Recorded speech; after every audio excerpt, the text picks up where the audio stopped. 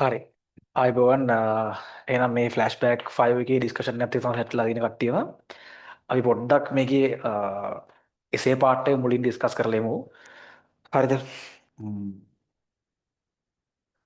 තුන්වෙනි එසේගේ හරිද එසේ කියන මෙහෙම දෙයක් මුලින්ම කියන්නේ මේ චලිත සමීකරණ හතර දීලා ඔයගොල්ලන්ට යන සමීකරණ වල ඇති පද හඳුන්වා දෙන්න කියලා කියනවා. ඒක නම් ලේසිද නේද? මේ තාම මුල හරි ප්‍රශ්න නිසා තමයි මේ වගේ ඒවා එන්නේ.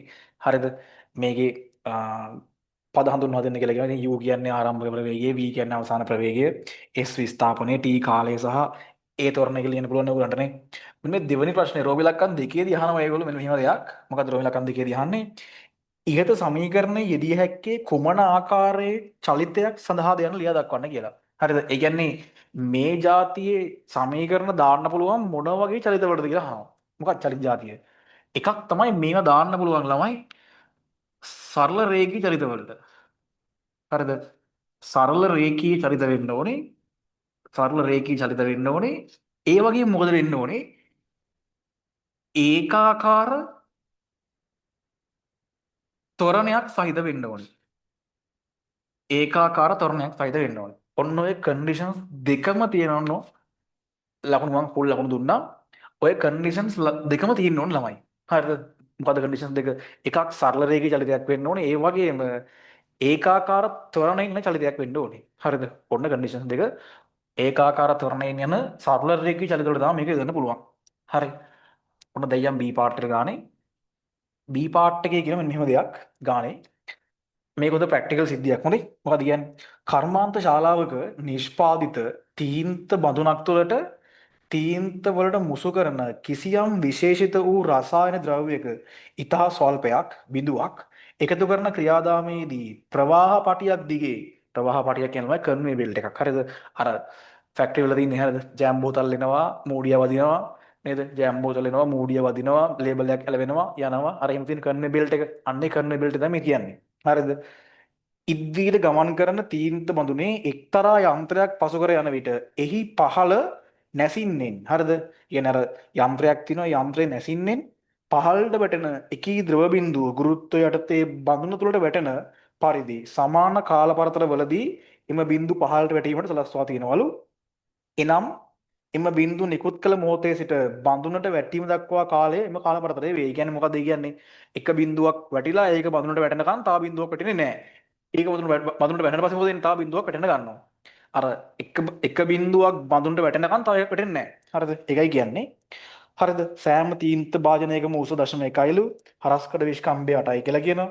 ප්‍රවාහ පටි අතර පතද කරන තීන්ත බඳුන් අතර සෙන්ටිමීටර් 10ක පරතරයක් තියෙනවා කියලාත් කියනවා. හරි. පොඩි රූපයක් ඇඳුවොත් මෙන්න මේ වගේ ඕක.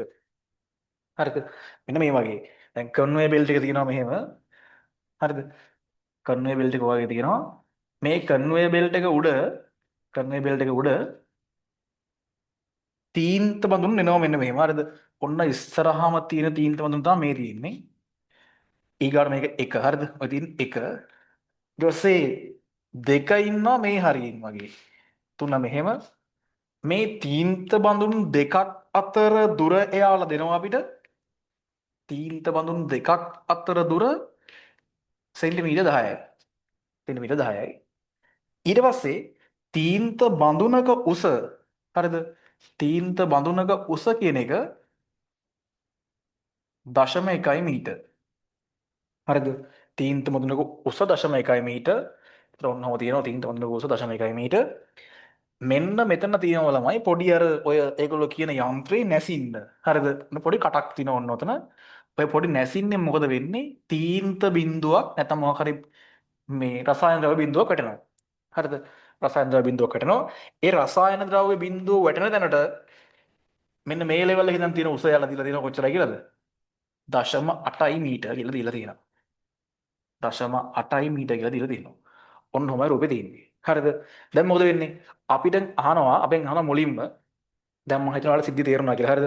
මොකද්ද වෙන්නේ? මේ කන්වේ බෙල්ට් එක උඩ දැන් මේවා එනවනේ. බඳුන් ටික ඉස්සරහට එනවා. එතකොට මොකද වෙන්නේ? එතකොට මෙන්න මේ කියන මේ රසායන ද්‍රව්‍ය බිඳුව මේ පතය ඔස්සේ පහළට වැටෙනවා නේ.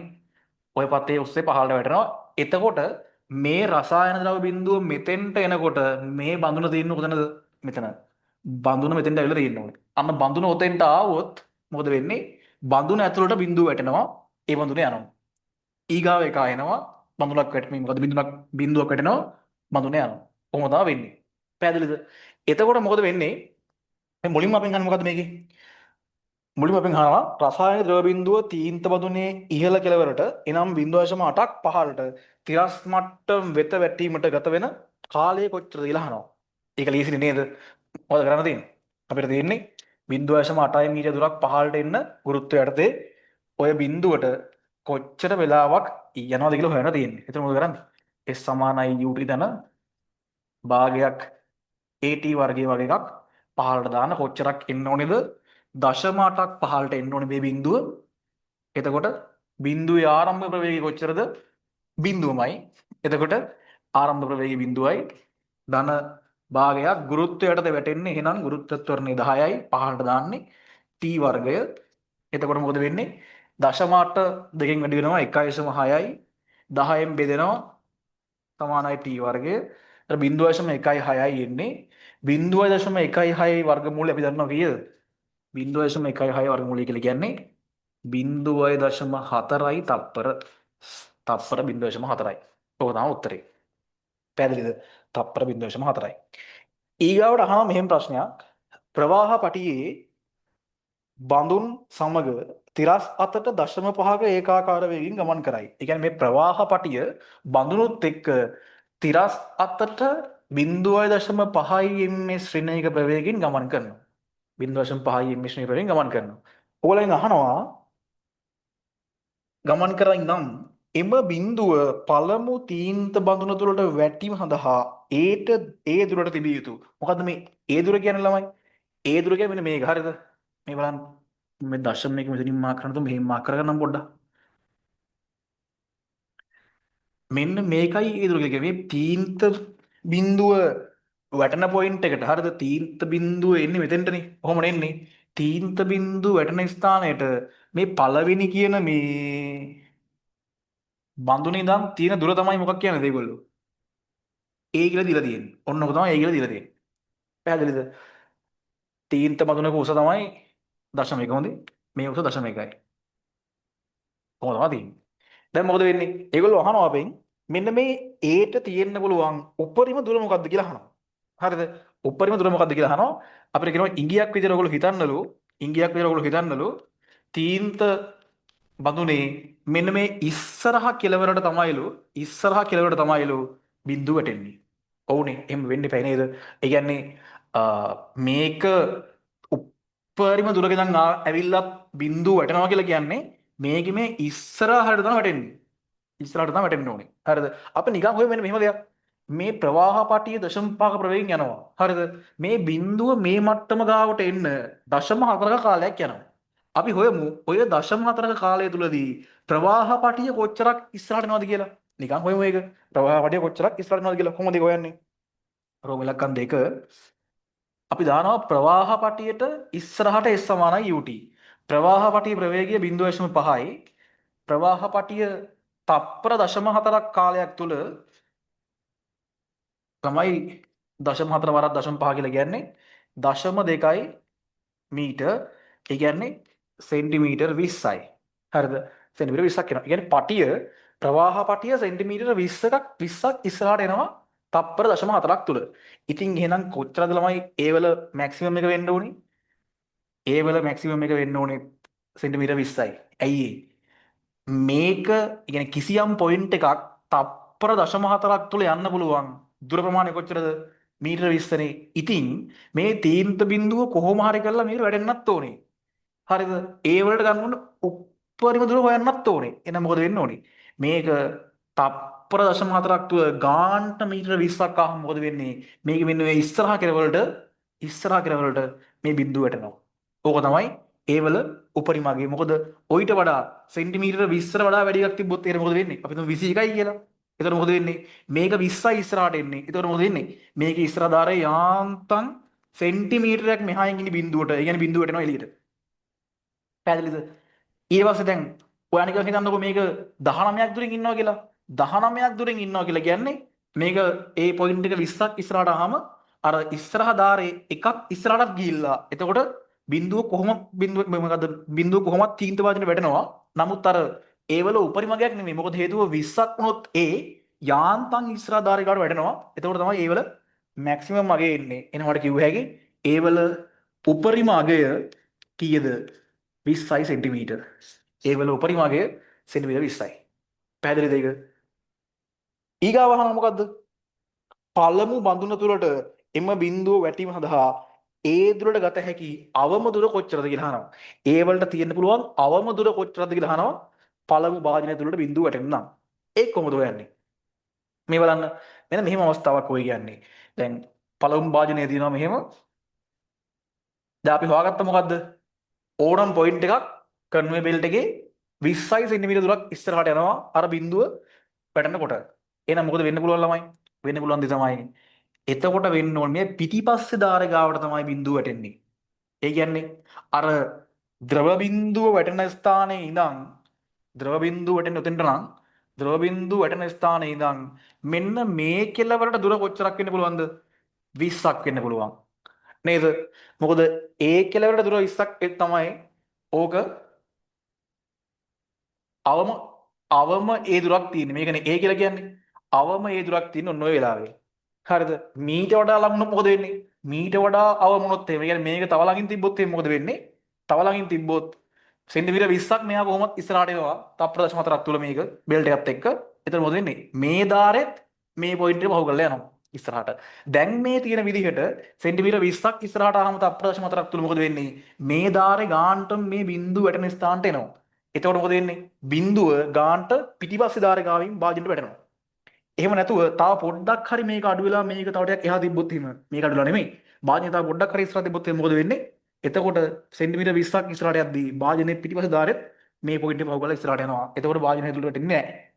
පැහැදිලිද? ඒ නිසා ඒවල අවබෝධ හොයාගන්න ගියාම මෙන්න මේ සිටුේෂන් එක අඳුර ගන්නවට මම ලකුණු දුන්නා. ওই සිටුේෂන් එක අඳුර ගන්නවට මේ සිටුේෂන් එක අඳුරගෙන ඔයාලට කියන්න පුළුවන්. එතකොට ඒ ධන මේ භාජනයේ විස්කම්භයල කිව්වා 8යි කියලා. හරිද? එහෙනම් ඒ ධන 8යි නේද? ඔව් 8යි. 8 සමානයි 20යි. ඔතනින් වාට කියන්න පුළුවන් ඒ වලට තියෙන්න පුළුවන් අවමය කොච්චරද? සෙන්ටිමීටර 12යි කියලා. ඔන්න ඔය අවමය හොයාගන්නවට තව ලකුණක් තියෙනවා. හරිද? මේක අඳුන ගන්නවට සහ මේ ප්‍රකාශන ලියනවට ඒ වල අගේ හොයාගන්න ලකුණක් තියෙනවා. පැහැදිලිද? මොකද තමයි ඒ වල අවමය වෙන්නේ. ඔය තමයි ඒ වල අවමය. හරි. ඊගාවට යම් හේතුවක් නිසා බඳුනේ ඉදිරි කෙළවරට පිටතින් හෝ බඳුනේ පිටුපස කෙළවරට පිටතින් එම රසායන ද්‍රව බිඳුව වැටීම වළක්වා ගන්නන සෑම අවස්ථාවකම බඳුනේ හරි මැදට එම බිඳුව පතිත කරවන්න සිදු කරනවා නම් එම අවශ්‍යතාවයට තියෙන්න ඕනේ ඒ වලගේ කොච්චරද කියලා අහනවා. ඒ අවශ්‍යතාවය සපුරන්න නම් තියෙන්න ඕනේ ඒ වලගේ කොච්චරද කියලා අහනවා. ඒක හොයන්නේ කොහොමද ළමයි? ඒක හෙව්වේ මෙන්න මෙහෙම. හරිද? එතකොට බලන්න මම මේක මකනවා. මේක මකනවා. එතකොට මොකක්ද වෙන්න ඕනේ? දැන් මේ තියෙන තීන්ත බිඳුව වැටෙන ලොකේෂන් එක. හරිද? තීන්ත බිඳුව වැටෙන ලොකේෂන් එකට මේ වෙලාවේ කවුද එන්න ඕනේ? මේ වෙලාවේ දෙන්න ඕනේ භාජනයේ මැද ගානට. හරිද? ඔයා දන්නවා සෙන්ටිමීටර 20ක් ඕනම ස්ථානයක් ඉදිරියට එනවා කන්වේ බෙල්ට් එක දිගේ. තප්පර 0.4ක් තුල. එහෙනම් මොකද වෙන්න ඕනේ? මේ තීන්ත බිඳුව වැටෙන ස්ථානයට එන්න ඕනේ කවුද ළමයි? මෙන්න මේ භාජනයේ මැද. හරිද? ඒගොල්ලෝ කියනවා භාජනයේ මැදට තමයි හැමතිස්සෙම බින්දු දාන්න ඕනේ කියලා. වැටෙන්න ඕනේ කියලා. එහෙනම් මොකද වෙන්න ඕනේ? තප්පර 0.4ක් තුල මෙන්න මේ තීන්ත බින්දුව වැටෙන ස්ථානට එන්න ඕනේ මේ භාජනයේ මැද. එහෙනම් මොකද වෙන්න ඕනේ? භාජනයේ මැද ඉඳන් අර වැටෙන පොයින්ට් එකට තියෙන්න ඕන දුර කොච්චරද? සෙන්ටිමීටර 20ක්. තේරෙනවද මම කියන එක? මොකද කන්වේ බෙල්ට් එක තප්පර 0.4ක් තුල සෙන්ටිමීටර 20ක් එනවා. එහෙනම් මේකේ මත තියෙන ඕනම පොයින්ට් එකක් තප්පර 0.4ක් තුල සෙන්ටිමීටර 20ක් ඉස්සරහට එනවා. මැදට වැටෙන්න ඕන නම් ගානට මොකක් එන්න ඕනේද? මැද සෙන්ටිමීටර 20ක් ඉස්සරහට ආවම ගානට තීන්ත බිඳුව වැටෙන ලොකේෂන් එකේ තියෙන්න ඕනේ. එහෙනම් මේ භාජනයේ මැද ඉඳන් තීන්ත බිඳුව වැටෙන පොයින්ට් එක ගාවට තියෙන දුර 20යි. එතකොට මෙන්න මේක තමයි ඒ කියලා කියන්නේ. හරිද? අර ඉස්සරහ ධාරේ ඉඳන් තීන්ත බිඳුව වැටෙන පොයින්ට් එක ගාවට තියෙන දුර තමයි A කියලා කියන්නේ දැන් මේ භාජනයේ විස්කම් 8යි ළමයි. එහෙනම් මේ පැත්තට 4යි මේ පැත්තට 4යි නේද? දැන් මොකද වෙන්නේ? දැන් ඔයාලට කිව්ව හැකි 20 කියලා කියන්නේ A ධන 4ට නේද? A ධන 4 සමානයි 20ට. මොකද මැද තමයි ගාන්න දෙන්න යන්න ඕනේ 20ක් ඉස්සරහට ගිහිල්ලා එනවාට කිව්ව හැකි මේ වෙලාවේ A කියලා කියන්නේ 16යි සෙන්ටිමීටර්. A 16යි සෙන්ටිමීටර්. පැහැදිලිද? සෙන්ටිමීටර් 16ක් වෙන්න ඕනේ. ඒක සෙන්ටිමීටර් 16ක් වෙන්න ඕනේ. මං හිතනවා තේරුණා කියලා ගන්නවා. හරි. ඊගාවට ඒගොල්ලෝ කියනවා බඳුන් එක දිගට පේලියට යන අතරතුර යම් දෝෂයක් නිසා කිසියම් බඳුනක් නතර වී එහෙත් ප්‍රවාහ පටිය එක දිගටම ඉදිරියට යයි නම් එම බඳුන ඉක්මනින් ඉවත් කරගන්නා යාන්ත්‍රණයක් සකස් කරලා තියෙනවලු. අනෙක් බඳුන් වලට චලිතයට හානියක් නොවන පරිදි එසේ නතර වූ බඳුන ඉවත් කිරීමට ගන්න පුළුවන් උපරිම කාලය කොච්චර දානවා. ඒ කියන්නේ මොකදද මම කියන්නේ? දැන් මේක මේ වාදන එනවා නෙමෙයි බානෙමේ. මෙන්න තුන්වෙනියා ඉන්නවා, මේ දෙවෙනියා ඉන්නවා, මේ පළවෙනියා ඉන්නවා. දැන් දෙන්නෙක් අතර දුර කොච්චරද ළමයි? සෙන්ටිමීටර 10යි. එතකොට මේ අපි හිතමු නිකන් මේ මූ හිර වෙනවා. කියන්නේ මෙයා ඉස්සරහට යන්නේ නැහැ. ඉස්සරහට යන්නෙත් නැහැ, පස්සට යන්නෙත් නැහැ. නමුත් මෙයා හිර වුණාට බෙල්ට් එක ඉස්සරහට එනවා. ඒ කියන්නේ සෙන්ටිමීටර 10ක් බෙල්ට් එක ඉස්සරහට ආවොත් එහෙම මූ ඇවිල්ලා මුගේ වදිනවා. මෙයා යන්නේ නැහැ ඉස්සලයි බෙල්ට් එක එනවා. මෙයා සෙන්ටිමීටර 10ක් ආවොත් මොකද වෙන්නේ? මේකේ වදිනවා. එදින මොකද වෙන්නේ? මෙයා වදිනවා මෙයාගේ පෙරලෙනවා, තව එක්කෙනෙක් එළ වදිනවා පෙරලෙනවා. එතන මේක ඔක්කොම පෙරලෙන්න ගන්නවා. ඒ නිසා රොබෝ අතක් වගේ ඇවිල්ලා මොකද කරන්නේ? මෙයාව අයින් කරනවා. මෙයාව අර හිර වෙච්ච එකව අයින් කරලා දානවා. ස්ටක් වෙච්ච එකව අයින් කරලා දානවා. ඒතර අන්නේ ස්ටක් වෙච්ච එකව අයින් කරලා දාන්න රොබෝ අතට කොච්චර කාලයක් හම්බෙනවද කියලා තමයි ඒගොල්ලෝ අහන්නේ. කොච්චරක් හම්බෙනවද? මේක මෙතෙන්ට එනකන්. ඒ කියන්නේ මෙයා ඇවිල්ලා මෙතන වදිනකන් කාලය හම්බෙනවා. නේද? ඒ කියන්නේ මේ කන්වේ බෙල්ට් එක සෙන්ටිමීටර් 10ක් ඉස්සරහට එන්න ගත වෙන කාලය තුල මෙයාව අයින් කරලා දාන්න ඕන. ඊට කලින් අයින් කරලා දාන්න. ඒ කියන්නේ මේ පීරියඩ් එක ඇතුලේ අයින් කරලා දානවා. නැත්තම් මූ වදිනවා ඇවිල්ලා. නේද? එහෙනම් අපිට හිව්ව හැකි එම් හම්බෙන කාලය මම ටික මකනවා. මේ ටික මකන්නම්. අපිට හොයාගත්ත හැකි ළමයි මොකද වෙන්නේ? බෙල්ට් එක සෙන්ටිමීටර් 10ක් ඉස්සරහට එන්න ඕනේ. බෙල්ට් එක ඒකාකාර වේගෙන් යන්නේ. එහෙනම් මට S සමානයි UT දෙන්න හැකි. සෙන්ටිමීටර් 10ක් ඉස්සරහට එන්න. සෙන්ටිමීටර් 10ක් කියලා කියන ළමයි මේක මීටර වලින් යන්න බෑ නේද? සෙන්ටිමීටර් 10ක් කියලා කියන්නේ 10යි 10/2යි මීටර ප්‍රමාණයක් ඉස්සරහට යන්න ගත වෙන කාලය U1.5යි බෙල්ට් එකේ මීටර ගත වෙන කාලය. එතන මොකද වෙන්නේ? 10/1යි. ඒ කියන්නේ 0.1යි 0.1 බෙදීම 0.5 කියලා කියන්නේ මොක බෙදුවොත් 0.2යි තප්පර. يعني තප්පර 0.2ක් කාලයක් එනවා මෙයාට මේක ගාවට එන්න. දැන් මූ ස්ටක් නම් මෙයාට මේක ගාවට එන්න තප්පර 0.2 කාලයක් හම්බ වෙනවා. අන්නේ තප්පර 0.2 ඇතුලේ අතක් ඇවිල්ලා මේක අයින් කරලා දාන්න ඕන. නැත්තම් මුගි වදිනවා ඇවිල්ලා මෙයාව. ඕක තමයි හම්බෙන අවම කාලය. සෝරි උපම කාලය. උපරිම කාලය. අවම නෙමෙයි උපරිම කාලය. හරිද? ඊගාව ප්‍රශ්නේ සරලයි හරිද? ඊගා මොකක්ද දාන්නේ? මෙම ප්‍රවාහ පටි මතට තීන්ත බිඳුනෙන් තීන්ත බඳුනා සීරුවෙන් එකතු කිරීමෙන් අනතුරුව එය ප්‍රවාහ පටියේ වේගය ලබා ගැනීම සඳහා 1.2.5යි 10 එකක කාලයක් ගත වේ. තීන්ත බඳුනක ස්කන්ධය 0.2ක් කියලා කියනවා. හරිද? ඔන්න හොඳ ප්‍රශ්නයක් ආයි. මේක මකලා දානවා ළමයි. මේක මකනවා මම. හොඳයි. දැන් තීන්ත පැටර්න් අතර ඉවරයි ඈ. මොකද්ද කියන්නේ? ඊගාවට මෙන්න මෙහෙම එකක්. හරිද? ඔය කන්වේ බෙල්ට් එක උඩට වැටෙද්දි මොකක් හරි කන්දයක් එයාට ප්‍රවේගයක් නැහැ ළමයි. හරිද? ඒ කියන්නේ නිශ්චලතාවයෙන් අතහැරෙන්නේ. ඒක උඩට. නිශ්චලතාවයෙන් වැටෙනවා. තිරස් ප්‍රවේගයක් ලැබෙන්න විදියක් නැහැ නේ. වැටෙන ගමන් තිරස් ප්‍රවේගයක් දීලා වටන්න බෑනේ අපිට. ඒ නිසා මොකද වෙන්නේ? මේක ඔය තීන්ත භාජනයක් කන්වේ බෙල්ට් එක උඩට වැටෙද්දී එයාට ප්‍රවේගයක් නැහැ. හරිද? කන්වේ බෙල්ට් එක උඩට වැටෙද්දී මේක නිකන් වැටෙන ඕන්න ඔහොම. හරිද? තීන්ත භාජනයක් වැටෙන ඕන්න ඔහොම. දැන් මේ තීන්ත භාජනයේට ආරම්භයේදී ප්‍රවේගයක් නැහැ. හරිද? ඒ නිසා මොකද වෙන්නේ? කන්වේ බෙල්ට් එක ඉස්සරහට යන නිසා ඇත්තටම මුල් ටිකේදී මේ තීන්ත භාජන නිකන් පස්සට යන්න වගේ තමයි try කරන්නේ. පස්සට යවෙනවා නිකන්. හරිද? අන්නේ පස්සට යවෙන නිසා මොකද වෙන්නේ? කන්වේ බෙල්ට් එක රළුයි. ඒ නිසා මෙන්න මේ තලයෙන් ඉදිරියට ඝර්ෂණ බලයක් දෙනවා. ඇයි හේතුව? මේ තීන්ත භාජනය නිකන් පිටිපස්සට යවෙනවා. හරිද?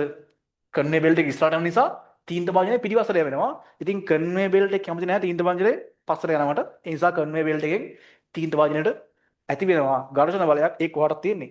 ඉදිරියට. හරිද? ඔන්න ඔය ඉදිරි දිශාවට ඝර්ෂණ බලයක් ඇති වෙනවා. ඔය ඝර්ෂණ බලය යටතේ තමයි මේ කන්වේ බෙල්ට් එකට සෝරි තීන්ත වාදනය ඉස්සරහට ත්වරණය වෙන්නේ. හරිද? කන්වේ බෙල්ට් එකට ප්‍රවේගය දක්වා මේ වාදනය ත්වරණය වෙනවා. ත්වරණය වෙලා දැන් කන්වේ බෙල්ට් එකේ ප්‍රවේගය 0.5 න් ළමයි. හරිද?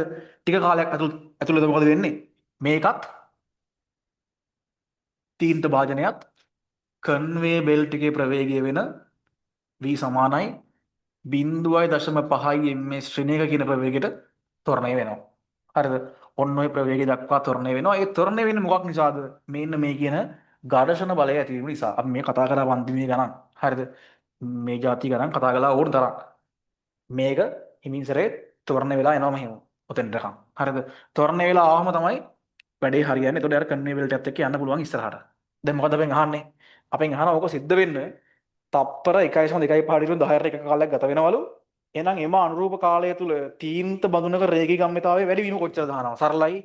ගම්මිතාව වැඩි වීම අහන්නේ ඩෙල්ටා P එක m වීර්ණ mu ස්කන්ධ 0.2යි තීන්ත බඳුනක v එක කීයද? 0.5ක ප්‍රවේගයක් ලබා ගන්නවා අවසානයේදී 0.5ක ප්‍රවේගයක් ලබා ගන්නවා. ඍණ mu එක බිඳුවයි ළමයි ආරම්භ ප්‍රවේගය බිඳුවයිනේ. එතන මොකද වෙන්නේ? 0.2 වාරයක් 0.5 කියලා කියන්නේ 0.1 කිලෝග්‍රෑම් ms ශ්‍රේණියක. ඒක තමයි තීන්ත භාජනයේ ගම්මිතා වෙනස් වීම. හරිද? ආරම්භ ප්‍රවේගය බිඳුව ඉඳන් අවසාන ප්‍රවේගය කීයක් දක්වා එනවද? 0.5ක් දක්වා එනවා. ඊගා මොකක්ද දාන්නේ? එම කාලය තුල තීන්ත බඳුනක් මත ක්‍රියා කරන බලයේ විශාලත්වය. හරිද? තීන්ත බඳුනේ ගම්මිතා වෙනස් වීම මෙච්චරයි. මේ ගම්මිතා වෙනස් වීම වෙලා t සමානයි බිඳුව ඉඳලා කාල ගණනේ ආරම්භයේ ඉඳලා මේ සිද්ධිය වෙන්න 1.25යි 10 රින 1 තප්පර කාලයක් ගත වෙනවලු. ඒ කියන්නේ මේ ගම්මිතා පරිවර්තනයට ගත වෙන කාලය මෙච්චරක්. එහෙනම් වඩ පුළුවන් තීන්ත බඳුනට ඇති වෙන බලය හොයන්න F සමානයි ඩෙල්ටා P නැත්නම් ගම්මිතා වෙනස බෙදීම කාලය ගම්මිතා වෙනස 0.1යි ගත වෙන කාලය 1.25යි 10 රින 1යි ළමයි දශම එක කියලා කියන්නේ 10 රින 1යි නේද? දශම එකක් කියලා කියන්නේ 10 රින 1යි. දශම 1යි 10 රින කවල දැම්ම හැකි. ඒතකොට එක බෙදීම 1.25 ඒ කියන්නේ කීයද? එක බෙදීම 1.25 කියලා කියන්නේ 1.25 කියලා කියන්නේ 5 බෙදීම 4යිනේ. 4 බෙදීම 5 කියන්නේ 0.8යි. 0.8යි නිව්ටන් තමයි ඇති වෙන බලය වෙන්නේ. 0.8යි නිව්ටන්. ඊගාවට එම බලය ලැබෙන අන්දම පහදා දෙන්න. කොහොමද ලැබෙන්නේ? ඒ බලය ලැබෙන්න ළමයි තීන්ත බඳුන ආරම්භයේදී ප්‍රවාහ පටියට වැටෙන විට එය පිටුපසට ලිස්සා යාමට උත්සාහ කරනවා. ඒ නිසා මොකද වෙන්නේ? කන්වේ බෙල්ට් එක නැත්තම් ප්‍රවාහ පටියෙන් ක්‍රියාත්මක වෙන ඝර්ෂණ බලය බඳුන මත ඉදිරි දිශාවට ක්‍රියාත්මක වෙනවා. අන්නේ ඉදිරි දිශාවට ක්‍රියාත්මක වෙන ඝර්ෂණ බලය ආශ්‍රයෙන් තමයි මේ ස්කන්ධය නැත්තම් මේ තීන්ත භාජනය ත්වරණය වෙලා ප්‍රවාහ පටිය ප්‍රවේගයට එන්නේ. එනවාට ලියන්න තියෙන්නේ ඉදිරි දිශාවට ක්‍රියාත්මක වෙන ඝර්ෂණ බලය නිසා ප්‍රවාහ පටියෙන් තීන්ත වාදනය මත ඉදිරි දිශාවට ක්‍රියාත්මක වෙන ඝර්ෂණ බලය නිසා එය ත්වරණය වී අදාළ ප්‍රවේගය දක්වා ප්‍රවේගය වැඩි වෙනවා කියලා තමයි ලියන්න තියෙන්නේ. හරිද? ඒ බලය ඇති වෙන්නේ කොහොමද? කියන්න පුළුවන් මෙන්න මෙහෙම. ආරම්භයේදී තීන්ත වාදනය ප්‍රවාහ පටියට ප්‍රතිවිරුද්ධ දිශාවට ලිස්සා යාමට තැත් කරන නිසා ප්‍රවාහ පටියෙන් තීන්ත වාදනය මත ඝර්ෂණ බලයක් ඉදිරි දිශාවට ඇති වේ. අන්නේ ඉදිරි දිශාවට ඇති වෙන ඝර්ෂණ බලය නිසා තමයි මේක වෙන්නේ. එහෙනම් මෙන්න මේ ගම්මිතා පරිවර්තන ඇති වෙන හේතුව වෙන බලය තමයි ඝර්ෂණ බලය. පැහැදිලිද? ඝර්ෂණ බලය. ඊගාවට අහනවා බඳුනක් හා ප්‍රවාහ පටිය අතර චාලක ඝර්ෂණ සංයෝගය කොච්චරද කියලා අහනවා. කියන්නේ mu k අහන්නේ. ඉතින් දැන් ඔයා හෙව්වනේ මේ දශමට කියන්නේ දැන් බලය මොකක්ද එනම් මේ ඝර්ෂණ බලයනේ. දැන් ඝර්ෂණ බලයෙන් නෝක වෙන්නේ. හරිද? එහෙනම් ඔයාලට දැන් මේකේ දශමට කියලා කියන්නේ මේ ඇති වෙන ඝර්ෂණ බලය වෙන්න ඕනේ ඉතින්. මේ මොකද්ද? නේද? එහෙනම් ඝර්ෂණ බලය Fk එක පරිලෙව්හාගේ mu k වාරයක් r චාලකිකානේ අහන්නේ. ගතික ඝර්ෂණ සමුදය අහන්නේ. එහෙනම් F 0.8යි මේ වෙලාවේ R කීයද? මේ පටියක ස්කන්ධයක් මේ මොකද්ද? තීන්ත වාදනයේ ස්කන්ධය කීයද ළමයි? 0.2යි නේද? එහෙනම් මේකක ස්කන්ධය 0.2යි නම් මේකේ මේ වෙලාවේ නම් R එකත් 0.2යි මේ සෝරි 2යි. එතන mu k වාරයක් R කියන්නේ mg කීයද? 2යි නිව්ටන්. එතන mu k කියලා එනවා දශමට වැඩි කියලා කියන්නේ දශම 4යි. මියුකේ දශම 4යි. හරිද? මියුකේ දශම 4යි. ඊගාව T සමානයි බිඳුව යනු තීන්ත බඳුනක් ප්‍රවාහ පටිය මත සීරුවෙන් තබන අවස්ථාව වන අතර එතැන් සිට 2.5යි 10 රින එකක කාලයක්. 1.2.5 10 එක කාලයක් නේද? 1.2.5 10 එක කාලයක් තුල තීන්ත බඳුන මත ඝර්ෂණ බලය අනේ 2.5යි 10 එක කාලයක් තුල තීන්ත බඳුන මත ඝර්ෂණ බලය F1 කාලය සමග විචලන වෙන ආකාරය තල ප්‍රස්ථාරයක් අඳින්නලු. හරි. මේ බලන්න මම මේ සිද්ධිය කියලා දෙන්න ඔයගොල්ලන්ට. මොකද්ද? දැන් මේකදී ඇත්තටම ආරම්භයේදී මේ බඳුන මොකද්ද මේ තීන්ත වාදනයේ මේ කන්වේ බෙල්ට් උඩින් තිබ්බට පස්සේ කන්වේ බෙල්ට් එක යනවා තීන්ත වාදනය නිශ්චලයි. ඒ නිසා දෙන්න අතර සාපේක්ෂ චලිතයක් තියෙනවා. හරිද? ඒ කියන්නේ මෙයා පිටිපස්සට යවෙනවනේ මෙයාට සාපේක්ෂව. කන්වේ බෙල්ට් සාපේක්ෂව. ඒකයි කන්වේ බෙල්ට් එකෙන් මේ තීන්ත වාදනය මත ඝර්ෂණ බලයක් ඉස්සරහට ඇති වෙන්න හේතුව. දෙන්න අතර ඇති වෙන සාපේක්ෂ චලිතය. ඒ සාපේක්ෂ චලිත නිසා තමයි මේ ඝර්ෂණ බලයේ තීන්ත භාජනයට ක්‍රියාත්මක වෙන්නේ.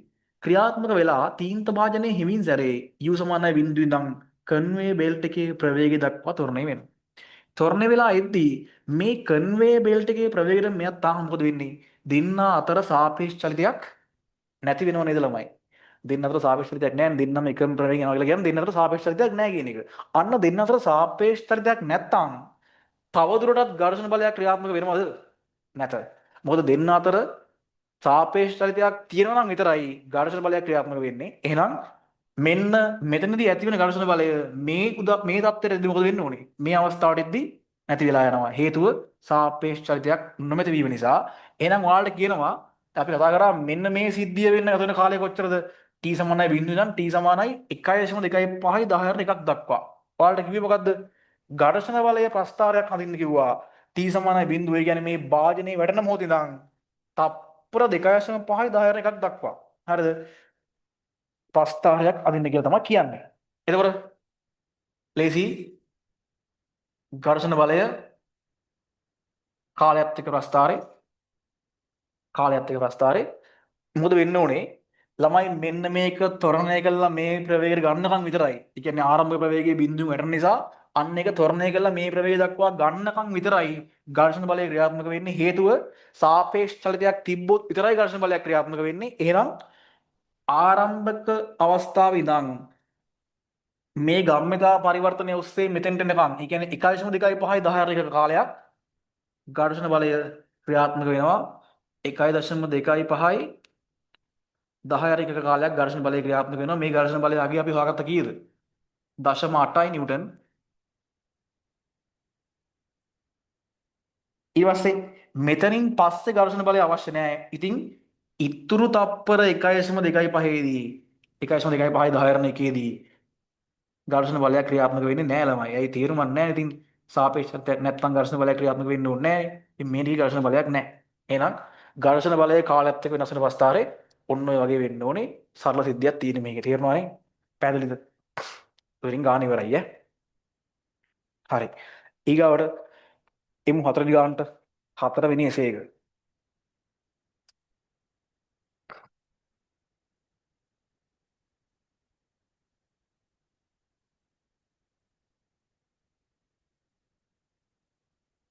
මොකද කියන්නේ? තිරස් රළු පෘෂ්ඨයක් මත M ස්කන්ධයක් තබා එය F තිරස් බලයක් ලබා දෙන අතර එම බලය කාලය සමග ඒකාකාරව ශුන්‍යයේ සිට වැඩි කරනු ලබන්නේයි සිතන්න කියලා කියනවා. අපෙන් අහනවා එවිට M මත ක්‍රියා කරන ඝර්ෂණ බලය FT FF කාලය සමග වෙනස් වන ආකාරය ප්‍රස්ථාරයේ දල හැඩයක් අඳින්න කියලා තමයි කියන්නේ. හරිද? මෙහෙමයි. හරි. මේ බලන්න. ඒගොල්ලෝ කියනවා ළමයි මෙන්න මෙහෙම එකක්. බාහිර බලයක් දෙනවලු ශුන්‍යයේ ඉඳන් කාලයත් එක්ක එන්න වැඩි වෙනවා. හරිද? මේ තමයි බාහිර බලය. හරිද? බාහිර බලය කාලයත් එක්ක විචලනය. එන්න ශුන්‍යයේ ඉඳන් වැඩිගෙන බලයක් දෙනවා කියලා කියනවා. අපෙන් අහන්නේ මොකද්ද? මේන්න මේ බාහිර බලයත් එක්ක කුට්ටියක් තියෙන්නේ. හරිද? මොන කුට්ටියක් තියෙන්නේ? පොළවේ තියපු නළු පෘෂ්ඨයක් උඩ බාහිර බලයක් සපයනවා දැන් මේගොල්ලෝ බාහිර බලයක් දෙනවා මේ බාහිර බලයත් එක්ක ඝර්ෂණ බලයේ විචලනය හරිද ඝර්ෂණ බලයේ විචලනය. අපි දන්නවා ළමයි ඝර්ෂණ බලය විචලනය ගත්තට පස්සේ ඝර්ෂණ බලය කියලා කියන්නේ ස්වයං සීරුමාරු බලයක්. ස්වයං සීරුමාරු බලයක්. ඒතර මොකද වෙන්නේ? බාහිර බලයත් එක්ක මුල් ටිකේ දිහා වැඩි වෙනව නේද? ඒ කියන්නේ මුල හරියේදී ඝර්ෂණ බලයත් බාහිර බලයට සමානව විචලනය වෙනවා. හරිද? ඒ කියන්නේ බාහිර බලයක් නැත්නම් ඝර්ෂණ බලයක් නැහැ. බාහිර බලයක් තිබ්බොත් ඝර්ෂණ බලයක් ඇති වෙනවා. බාහිර බලය වැඩි වෙද්දී ඝර්ෂණ බලයත් මුල් ටිකේ වැඩි වෙනවා. ඝර්ෂණ බලයත් වැඩි වෙනවා. නමුත් ඝර්ෂණ බලයට තියෙනවා වැඩි වෙන්න පුළුවන් එක්තරා සීමාවක් නේද? අපි ඒකට කියනවා මොකක්ද කියලාද? සීමාකාරී ඝර්ෂණ බලය නැත්නම් Fs එක. ඒ සීමාකාරී ඝර්ෂණ බලය තමයි යාට දෙන්න පුළුවන් උපරිම ඝර්ෂණ බලය. එතනින් පස්සේ වස්තුව සීමාකාරී අවස්ථාවේදී චලිත වෙන්න ආරම්භ වෙනවා. එතනින් පස්සේ වස්තුව චලිත වෙන්න ගන්නවා. අපි කියන එතකොට චාලක අවස්ථාව කියලා නැත්නම් චාලක ඝර්ෂණය කියලා කියනවා. නැත්නම් ගතික ඝර්ෂණය කියලා කියනවා. එතකොට මොකද වෙන්නේ? අන්න ඒ අවස්ථාවෙන් පස්සේ බාහිර බලය කොච්චර තා වැඩි කළත් ඝර්ෂණ බලය එක්තරා නියත අගයක් තමයි දෙන්නේ. ඒ අගය චුට්ටක් මෙන්න මේ සීමාකාරී උපරිමයට වඩා පොඩ්ඩක් අඩු වෙනවා. හරිද? ඒ නිසා ඔන්න ඔය වගේ චුට්ටක් අඩු ඝර්ෂණයක් එතනින් පස්සේ දිගටම සපයන්නේ ඔන්න ඔහම. හරිද? ඒතර මේකෙදි අහම ඒගොල්ලෝ ප්‍රස්තර අඳින්න කියලා ඝර්ෂණේ ඊට පස්සේ ඒගොල්ලෝ කියනවා මෙන්න මෙහෙම එකක් මොකද්ද?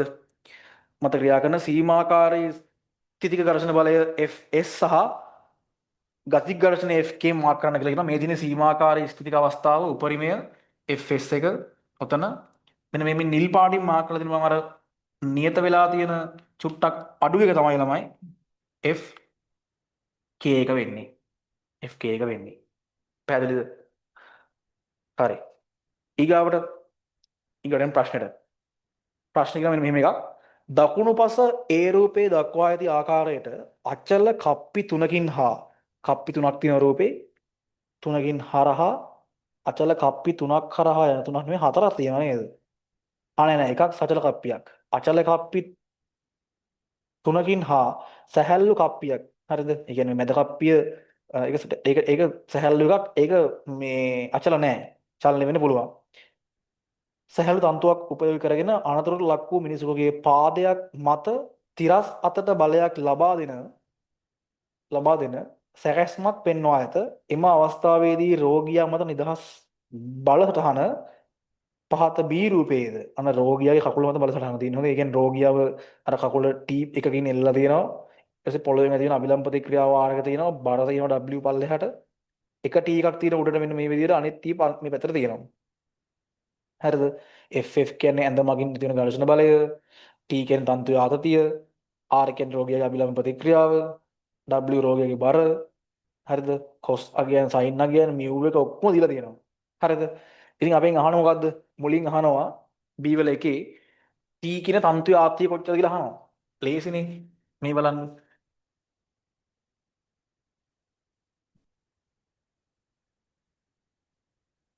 තන්තුවේ ආතතිය ගත්තා කියලා ළමයි. මෙතන මෙන්න මෙහෙම එකක් නේ තියෙන්නේ මේ බලන්නකෝ.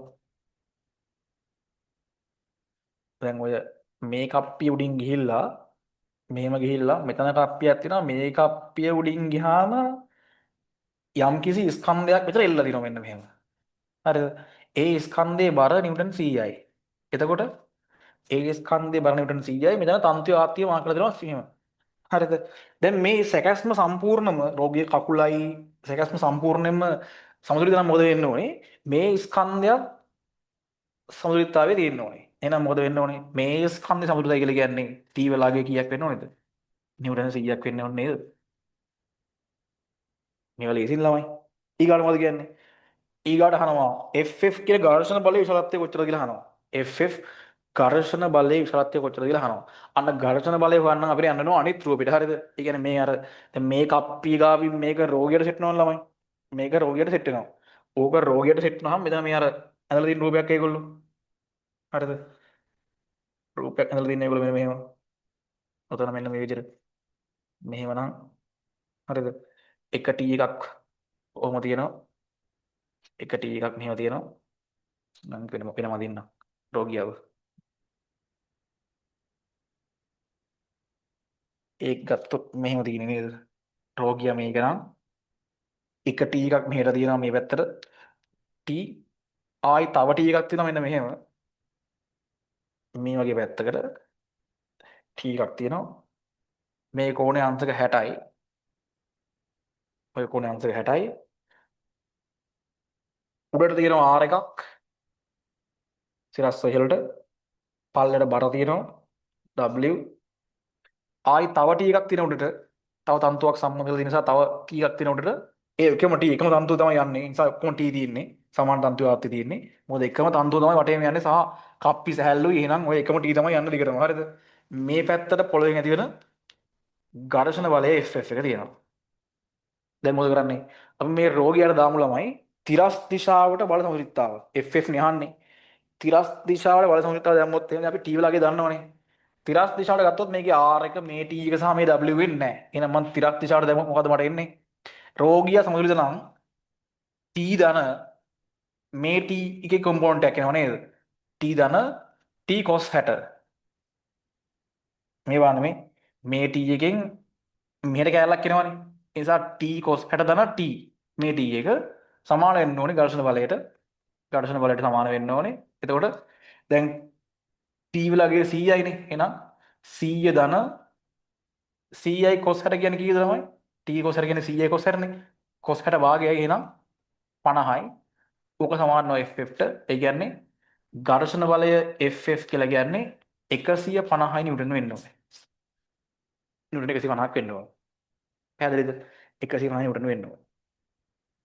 ඊගාවට W සමානයි 680ක් නම් R අභිලම්බ ප්‍රතික්‍රියාවේ විශාලත්වය කොච්චරද කියලා අහනවා. W සමානයි 680යි. අපි දාමු සිරස් දිශාවට සමතුලිතතාව. බලන්න සිරස් දිශාව ගත්තොත් මොකක්ද දෙන්නේ? T තියෙනවා ඉහළට R තියෙනවා. මෙතනින් T එකක් එනවා නේද? T sin 60ක් එනවා. T sin 60ක් එනවා. ඊට පස්සේ ඔය ටික ඔක්කොම උඩට තියෙන්නේ W විතරක් පල්ලෙහාට ඉන්නවා. සමානයි W ට එනවා. නේද? සමානයි W ට. දැන් W කියන එක ඒගොල්ලෝ කිව්වා 680යි කියලා. හරිද? R ධන T කියන්නේ 100යි.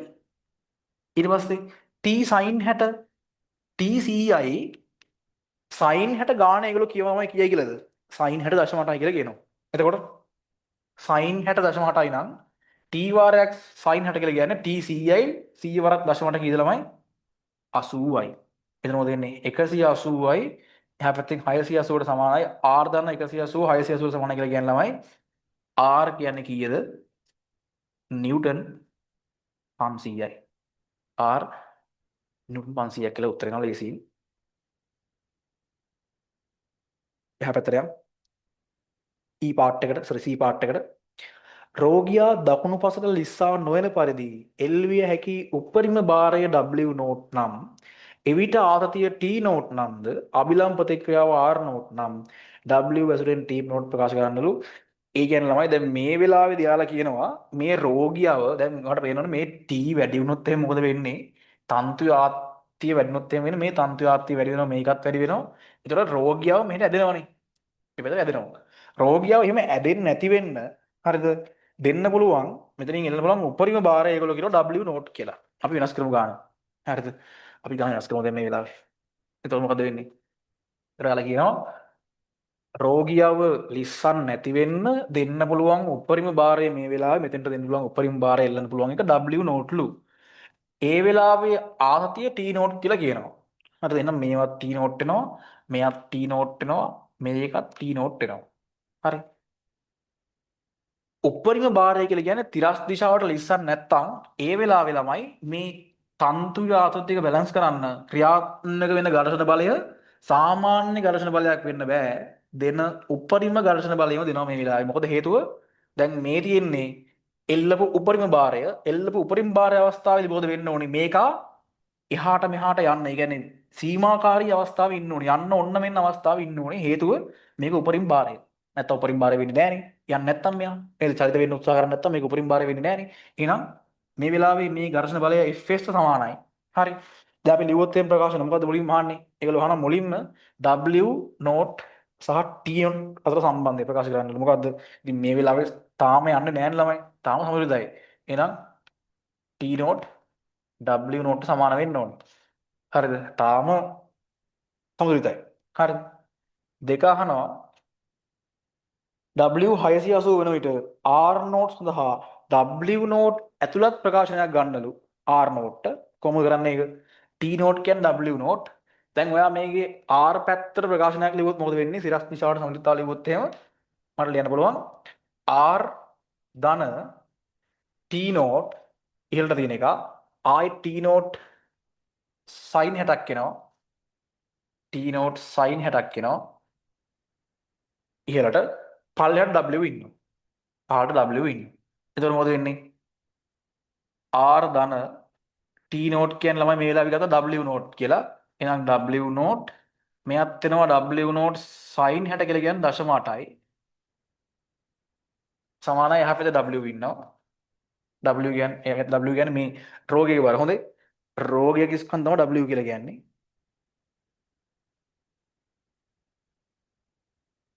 හරිද? රෝගියගේ ස්කන්ධ තමයි W කියලා කියන්නේ. දැන් මොකද කරන්නේ අපි? ම්, ම්, ම්. W 680නේ. ඉතින් W 680 නම් මේක 680යි. දැන් එනවා එතකොට 1.8යි W නෝට් R එහෙනම් R එනවා 680 ඍණ 1.8යි W නෝට් කියලා. W නෝට් කියන්නේ ළමයි අර මෙතන එල්ල බාරේ W කියලා කියන්නේ රෝගියාගේ ස්කන්ධය. හොඳේ පටල ගන්න එපා දෙක. මොකද ප්‍රකාශ වෙන්න ඕනේ. සිරස් දිශාවට සමතුලිතතාව ගන්න තියෙන්නේ. හරිද? ඊගාවට තිරස් නෑ ඇඳ හා රෝගියා අතර සීමාකාරී ස්ථිතික ඝර්ෂණ බලය Fs max නම් ඒ Fx max සඳහා ප්‍රකාශනයක් μs හා W නෝට් ආශ්‍රයෙන් ලියන්නලු. දැන් ළමයි මේ වෙලාවේ මම කිව්වා ඔයාලට ක්‍රියාත්මක වෙන්නේ උපරිම ඝර්ෂණ බලය කියලා. හේතුව මේ T නෝට් වලට එනුලම් උපරිම මේ වෙලාවේ ඇවිල්ලා තියෙන්නේ. එහෙනම් ඒක නවත්ත ගන්නවා කියලා කියන්නේ මේ වෙලාවේ ඝර්ෂණ බලය උපරිමයක් දීලා තියෙන්න ඕනේ. Fs වල තියෙන්න ඕනේ. එහෙනම් අපිට පුළුවන් ලියන්න මේ උපරිම ඝර්ෂණ බලය ළමයි Fs සමාන වෙන්න ඕනේ නේද මේ තිරස් දිශාවට එන බලවල එකතුවට. තිරස් දිශාවට තියෙන බලවල එකතුව කොච්චරක් දෙන්නේ ඈ මෙහෙම ගමුකෝ. දැන් μ වාශන ලියමුකෝ Fs එක. මොකද මේ ස්ථිති විකර්ෂණ බලයෙන් උපරිමයනේ. මට ලියුව හැකි නම් මෙයාව μs වාරයක් r කියලා නේද? μs වාරයක් r කියලා ලියුව හැකි. F සමාන μ r ආශ්‍රයෙන් සීමාකාරී ස්ථිති විකර්ෂණ බලය සමානයි μs වාරයක් r. එතකොට මට මේක ලියන්න පුළුවන් μs වාරයක් r කියන්නේ ළමයි 680 ඍණ 1.8යි W නෝට් ඔන්න ඕක ආශ්‍රයෙන් මට ලියන්න පුළුවන් මේ Fs ට ප්‍රකාශනය. හරිද? ඔය තියෙන්නේ Fs ට ලියු ප්‍රකාශනය. ඊගාවට තිරස් බලසමතුලිතතාව ආශ්‍රයෙන් Fx max සඳහා තව ප්‍රකාශනයක් ගන්නලු W නෝට් ආශ්‍රයෙන්. අන්න අර මම කලින් ලියන්න ගිය එක. ආර්ති ආශ්‍රයෙන් ලියන්න ගිය එක. ඒක කොහොමද ලියන්නේ? තිරස් දිශාවට ගතොත් තියෙන සමතුලිතතාවයක් ළමයි. තිරස් දිශාවට තියෙනවා t cos 60යි t නෝටුයි. හරිද? t නෝට් cos 60යි t නෝටුයි දැන්. එහෙනම් t නෝට් ධන t නෝට් cos 60 සමානයි Fx ට Fs max එක නැත්තම් හරිද? Fx max Fx max. එතකොට මේ දෙකේ එකතුව Fx max සමානයි cos 60 කියලා කියන්නේ භාගයයිනේ. එතකොට 1.5යි t නෝට් තමයි 1.5යි t නෝට් කියලා කියන්නේ අපි දැන් කලින් t නෝට් ප්‍රකාශනයක් ගත්තා. t නෝට් කියන්නේ w නෝට් මයි නේද? මේ t නෝට් එක w නෝට් නේ. t නෝට් සමානයි w නෝට් කියලා ගත්තා මුලින්ම. එහෙනම් 1.5යි t නෝට් කියන්නේ 1.5යි w නෝට් සමාන වෙනවා F max එකට. ඔන්න එහෙනම් ඒ සමීකරණය ගත්තා. හරිද? තිරස් සමතුලිතතාව ආශ්‍රයෙන් ගත්ත එක ගත්තා. දැන් කියනවා nine w නෝට් සඳහා අගයක් ලබා ගන්නලු. nine w නෝට් අගයක් ලබා ගන්න කියලා කියනවා. මම හරි ලේසි නේද? ඒ කියන්නේ ප්‍රකාශන ඔක්කොම දීලා තියෙනවා ඔයගොල්ලන්ට. w නෝට් ප්‍රකාශනයක් ගමු. අර පියවර වශයෙන් ඔක්කොම අහනවනේ. ඒ නිසා ලේසි වැඩේ කරන්න. හරිද? බලන්න. දැන් fx max තාප ප්‍රකාශන දෙක මොකක්ද අපිට? එකක් තමයි μs වාරයක් 680 ඍණ 1.8යි W නෝට්. අනිත් පැත්තෙන් එනවා 1.5යි W නෝට් කියලා.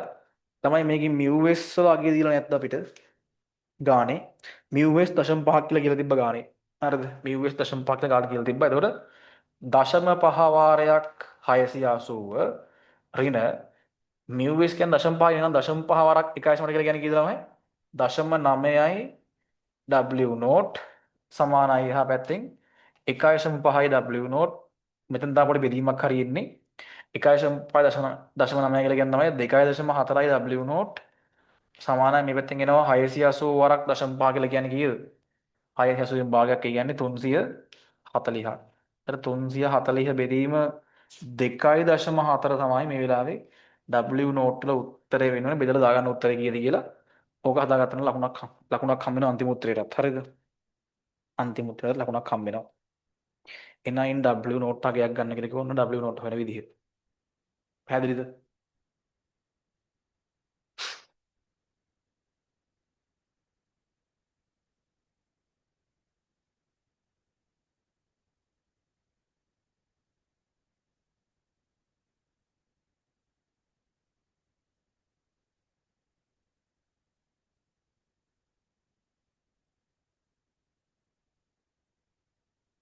ඊගාවට මෙන්න මේ වගේ තිරසත් එක්ක ටීටා කෝණයක් ආනතව ඉන්න අවස්ථාවක් කියනවා. ටීටා කෝණයක් ආනතව ඉන්න අවස්ථාවක්. රළු තලයක M ස්කන්ධයක් ඇති වස්තුවක් මත ක්‍රියා කරන බල සටහනයද හරි. එන්න මෙහෙමයි. තිරසට ටීටා කෝණයක් ආනත වස්තුවක් මත බල ක්‍රියාත්මක වෙන ආකාරය රළු තලයක් එහෙනම් වස්තුවක් කොහොම තියෙනවා නම් ටීටා කෝණයක් ආනතයි නම් තිරසත් එක්ක මොකද වෙන්නේ? තලයෙන් ක්‍රියාත්මක වෙන ඝර්ෂණය තියෙනවා මෙහෙම. අභිලම්පති ක්‍රියාව තියෙනවා මේ විදිහට. බර තියෙනවා පල්ලෙහාට බර පහළට තියෙනවා. ඊගා මොකද වෙන්නේ? මේක පහළට ලිස්සන වගේ නිසා ඉහළට ක්‍රියාත්මක වෙන ඝර්ෂණ බලය තියෙනවා. හරිද? ඔන්න ආනත් තලයක් මත තියෙන වස්තුවක් මත තියෙන බල ඕකට කැඳලා ඔය තුන් දෙනා නම් කරා නම් ලකුණු ටික හම් කර සම්පූර්ණ ලකුණු ටික දුන්නා. සම්පූර්ණ ලකුණු දුන්නා. හරිද? නම් කරන්නත් ඕනේ. නම් කරන්නත් කියනවනේ. නම් කරන්නත් ඕනේ. ඊගාට මොකක්ද දාන්නේ? එම රෝගියා මුහුණ දුන් භයානක අනතුරේදී ඇති වූ අධික රුධිර වහනය නිසා ඉහත සැකැස්මට සම්බන්ධ කිරීමට පෙර ඔහුගේ මොළයට උපරිම රුධිර ප්‍රවාහයක් ගලා යාම සඳහා ඇඳෙහි දකුණු පස ප්‍රදේශය ඉහළ යන පරිදි ඇල්ල කිරීමට තීරණය කරන ලදී. පහළට ලිස්සා නොවන පරිදි එසේ ඇඳ ඇල්ල කරන්න පුළුවන් උපරිම ආනතිකරණය කරන්න කියලා කියනවා ඒගොල්ලෝ. කොහොමද ඒක හොයන්නේ? මේ බලන්න. දැන් රෝගියාව මේ ඇඳේ ඔන්න ඔය විදිහට ඇල කරනවලු. හරිද? ඔළුව මෙහෙට තියෙන්න මට රෝගී අදිනකොට අමාරුයි. අර රෝගියා ඔන්නම ඇල කරනවා. හරිද? රෝගියා විදිහට ඇල කරනවා. එතකොට රෝගියා ඇල කරාම මොකද වෙන්නේ? රෝගියාගේ බර මෙහෙම පහළට ක්‍රියාත්මක වෙනවා. ආනතිය ටීට තියෙනවා මේ විදිහට.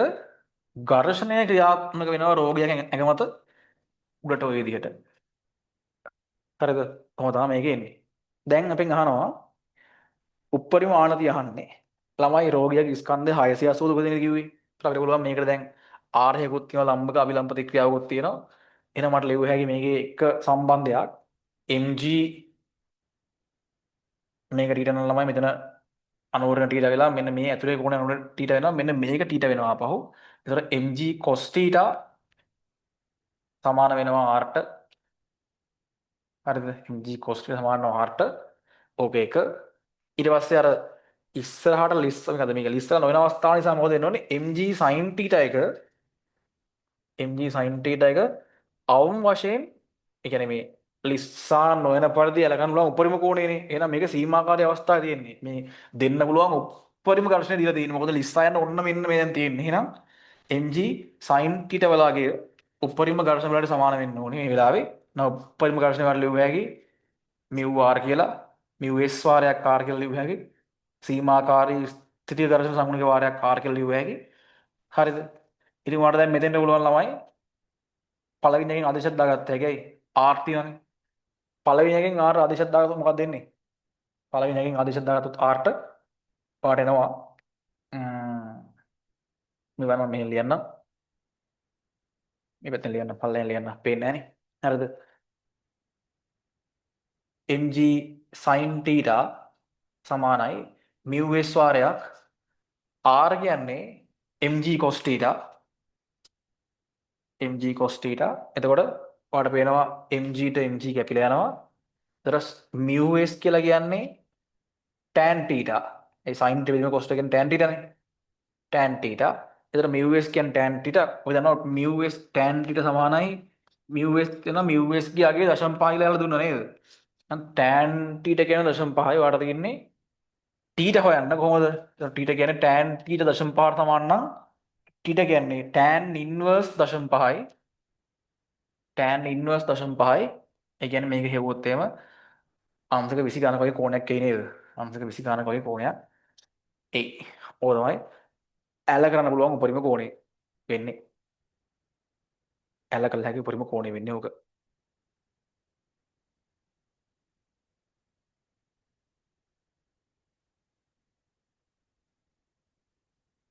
හරි. ව්‍යුහගත වලට ගියොත් එහෙම ඉක්මනට ව්‍යුහගත වලට ගියොත් එහෙම ඉක්මනට ටක් සාකච්ඡා කරමු ටක් ගාලා එකක්.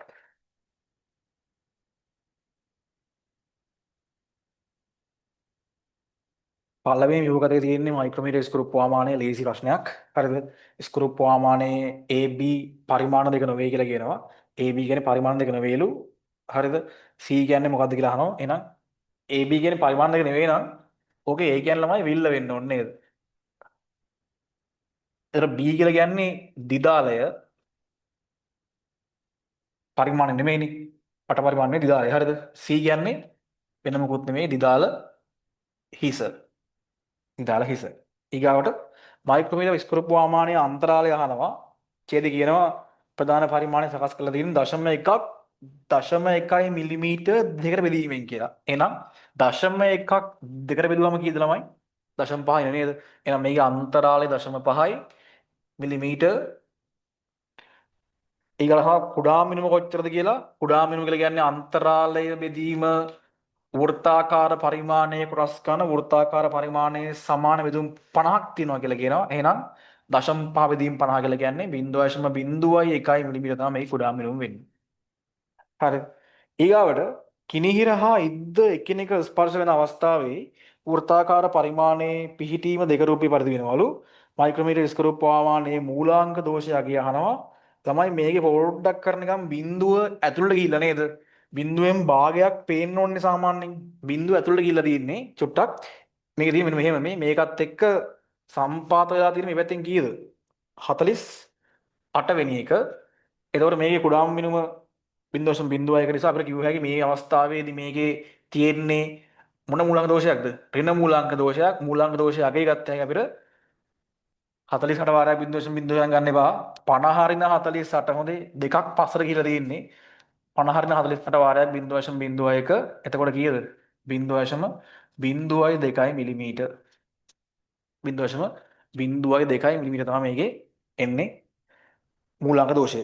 මූලාංක දෝෂය නිර්ණය කිරීමෙන් පසු කම්බියේ විෂ්කම්බි මෙනීම සඳහා මයික්‍රොමීටර් ස්ක්‍රූප් ප්‍රමාණය භාවිතා කරන්නේ කොහොමද කියලා අහනවා. මොකද කරන්නේ? කම්බිය විෂ්කම්බ ඉන්න ඕන නම් මයික්‍රොමීටර් ස්ක්‍රූප් ප්‍රමාණය ආශ්‍රයෙන් දැන් ඔයා මූලාංක දෝෂයක් දන්නවා. එහෙනම් ඔයා කියනවා මොකද්ද පළවෙනි එකට? කම්බිය මයික්‍රොමීටර් ස්ක්‍රූප් ප්‍රමාණයේ ඉදහා කිනිහිරය අතර සිට කර එකිනෙකට ලම්බක පාඨාංක දෙකක් එක ස්ථානයකින් ලැබෙන පරිදි ස්ථාන තුනකින් පාඨාංක අරගෙන ඒවැය මධ්‍යන්නේ ගන්නවා. ඒ කියන්නේ අපි ඕකේ අර පාඨාංක වල හොඳ වෙන්නත් එපා ළමයි. ඒ කියන්නේ පාඨාංක වල අපි ගන්න පාඨාංක වැරදි නොවෙන්නත් එපා නේද? මධ්‍යන්නයක් ඉන්නත් එපා. ඒ නිසා මොකද කරන්නේ? කම්බියේ හරස්කඩ ඒකාකාර නොවුනොත් කියලා මේ පැත්තෙන් විස්කම්බය ගන්න ගමන් මේ පැත්තෙනුත් විස්කම්බයක් ගන්නවා. කොහොම විස්කම්බයුත් ගන්නවා. කියන්නේ තිරස් විස්කම්බය සිරස් විස්කම්බය අසමාන වුණොත් එහෙම අර එතනත් ඔයාට මධ්‍යන්නයක් ගන්න නිසා අවුලක් වෙන්නේ නැහැ.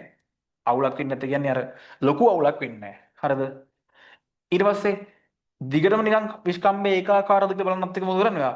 මේ වගේ කම්බියේ ස්ථාන තුනකින් විතර පාඨාංග ගන්නවා. ඒතර ඔක්කොම පාඨාංග 6ක් විතර නේද නේද? ඔන්න ඔය පාඨාංග 6ේම එක්කව කරලා 6 බෙදනවා 6ෙන්. හරිද? පාඨාංග 6 එක්කව කරලා 6ෙන් බෙදනවා. ඒතර වලට එනවා මධ්‍යන්න විස්කම්බයක්. එනවා ඔයා කියනවා එකිනෙකට ලම්බක පාඨාංග දෙක ගානේ ස්ථාන තුනකින් පාඨාංග කරන් ඔය ටික එක්කව කරලා 6ෙන් බෙදනවා. 6ෙන් බෙදලා මධ්‍යන්නේ ගන්නවා. හරිද? එතකොට විස්කම්බයක් ගන්නවා. ඊට පස්සේ මොකද කරන්නේ? මේ එන්නේ ළමයි මූලාංක දෝෂය ඇතුළත් පාඨාංගය. එහෙනම් ඔයා කියනවා මේකේ තිබ්බි මොන මූලාංක දෝෂයක්ද? ඍණ මූලාංක දෝෂයක්. එහෙනම් ඔයා කියනවා අවසානයේදී නිවැරදි විස්කම්බය ලබා ගැනීමට ඍණ මූලාංක දෝෂය ශෝධනය කරනවා. ඒ කියන්නේ පාඨාංකයට මූලාංක දෝෂය එකතු කරනවා. හරිද? ඕකට තමයි අර පියවර දෙකක් තියන්න. පියවර දෙකක් තියෙන එකට. හරිද? C කොටසේ අර්ථය මොකක්ද කියලා අහනවා. C කියන්නේ දිදාල හිස. දිදාල හිස තියෙන මයික්‍රොමීටර් ස්කරු ප්‍රමාණයේ 1000 කිනිහිරේ අතරට සිට කරන වස්තුව මත අනවශ්‍ය තෙරපුමක් යෙදීම වළක්වන්න. අනවශ්‍ය තෙරපුමක් යෙදීම වැළැක්වීමට තමයි ඒක තියෙන්නේ. හරිද? අනවශ්‍ය තෙරපුමක් යෙදීම වැළැක්වීමට තමයි ඒක තියෙන්නේ. ඊගාව F ඉහත C සඳහන් මයික්‍රොමීටර් ස්ක්‍රූ ප්‍රමාණයේ භාවිතයෙන් කම්බියේ එක් ස්ථානයක විස්කම්බේ මනින විට වෘත්තාකාර පරිමාණයේ පිහිටීම් පෙන්වනවලු. බාන ළමයි මේකෙදි කට්ටිය කොට ඇන්දිලා තිබ්බ මේ ඇන්දිලා කියන්නේ මේක ඇන්දෙන දෙයක් නෙමෙයි හොඳේ මේක මෙහෙම තමයි තියෙන්නේ සාමාන්‍ය මයික්‍රොමීටර් ස්ක්‍රූ ප්‍රමාණයක. ඒ කියන්නේ මේ මෙතන බිඳුව සාමාන්‍ය මයික්‍රොමීටර් ස්ක්‍රූ ප්‍රමාණයක මිලිමීටර් භාගින් භාගයට මාක් කරලා තියෙන නිසා රේඛීය පරිමාණය අර එකම පැත්තෙන් ඕක 0.05 විදුවත් මිලිමීටර වලින් කැතයි. කැතයි කියන්නේ ළඟ ළඟ ඇවිල්ලා නිකන් අර බලියක් වගේ වෙනවා.